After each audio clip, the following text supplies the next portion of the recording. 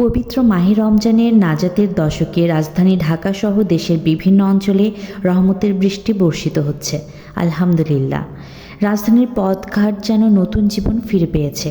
পবিত্র মাহে রমজানের নাজাতের দশকের তৃতীয় রোজার রাতে হঠাৎ এই বৃষ্টি রাজধানীবাসীকে স্বস্তির পরশ বুলিয়ে দিল।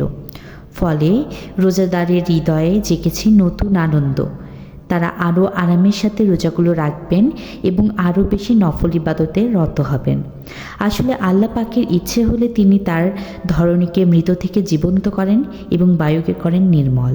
বৃষ্টি হলে প্রভুকে বেশি বেশি স্মরণে শিক্ষাও দিয়েছেন বিশ্বনবী সাল্লাল্লাহু আলাইহি ওয়াসাল্লাম। বিশ্বনবীর সাল্লাল্লাহু আলাইহি ওয়াসাল্লাম এর জীবন থেকে জানতে পারি তিনি বৃষ্টিকে খুব ভালোভাবে উপভোগ করতেন।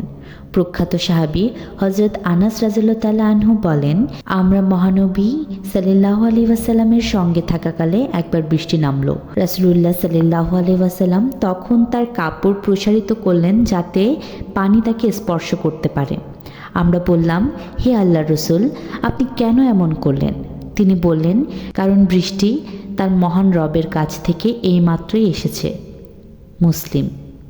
হাদিসে এসেছে, হযরত মা আয়েশা রাদিয়াল্লাহু তাআলা আনহু বলেন, মহানবী সাল্লাল্লাহু আলাইহি ওয়াসাল্লাম বৃষ্টি নামতে দেখলে বলতেন, আল্লাহুম্মা সাইয়্যিবান নাফিয়া, অর্থাৎ হে আল্লাহ, উপকারী বৃষ্টি আমাদের উপর বর্ষণ করুন। প্রকৃত মুমিন প্রতিনিয়ত আল্লাহর সন্তুষ্টি কামনায় রত থাকেন, আর বিশেষ করে রমজান মাসে এর মাত্রা আরও বেড়ে যায়। রাসূলুল্লাহ সাল্লাল্লাহু আলাইহি ওয়াসাল্লাম বলেছেন, আল্লাহ তাআলা রমজান মাসে প্রতি রাত ও দিনে অনেক মানুষকে জাহান্নাম থেকে মুক্তির ঘোষণা করেন এবং প্রতি রাত ও দিনের বেলায় প্রত্যেক মুসলমানের দোয়া মোনাজাত কবুল হয়ে থাকে। মুসনাদে আহমদ। আমরা মহান আল্লাহর দরবারে দোয়া করব, হে আল্লাহ, পবিত্র মাহে রমজান ও তোমার রহমতের বৃষ্টির মাধ্যমে আমাদের আত্মার ময়লাগুলো ধৌত করে আমাদের ক্ষমা করো আর তোমার সন্তুষ্টির চাদরে জড়িয়ে নাও। আমিন। আফিয়া ফারজানা, সপ্তর্ষি মিডিয়া, নিউজ ডেস্ক।